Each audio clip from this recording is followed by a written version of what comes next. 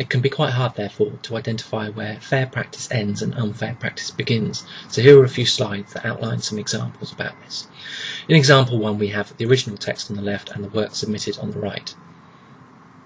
The original text is taken from Stokes and Northam in 1999 with a particular page number, and we can see the work submitted on the right is pretty much a word-for-word copy of that work. And is this plagiarism?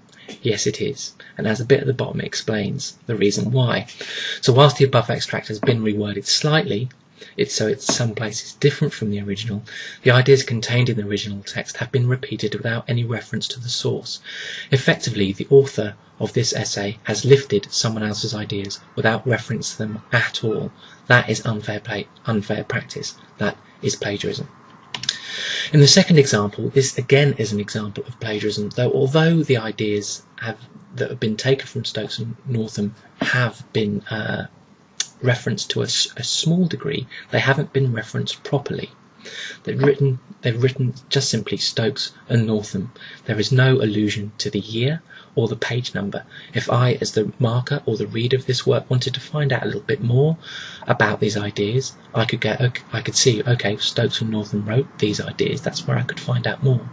But what book, of all the hundreds of books that Stokes and Northam might have written, how can I get that information?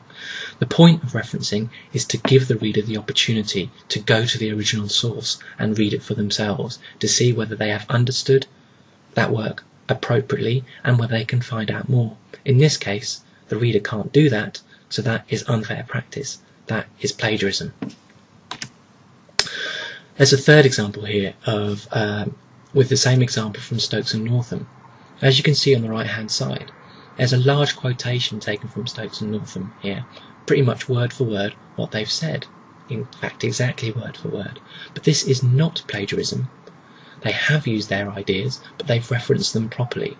So in their book, Stokes and Northam argue that, and I quote, the close of the quotation marks, there's the details that I need to know in order to go to find out more. There's the year of the publication, and there's a page reference.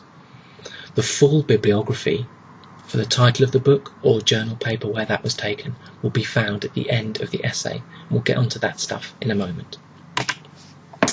The last and fourth example is also taken from Stokes and Northam, and although there is no direct quotation going on here, the core of the idea that the student has taken from Stokes and Northam is apparent in the work submitted, and in this case they've duly acknowledged that it's Stokes and Northam's idea by putting Stokes and Northam 1999 page 141 in brackets after the idea they have lifted from Stokes and Northam. So again, it's sourcing the original work. That's the key thing to bear in mind.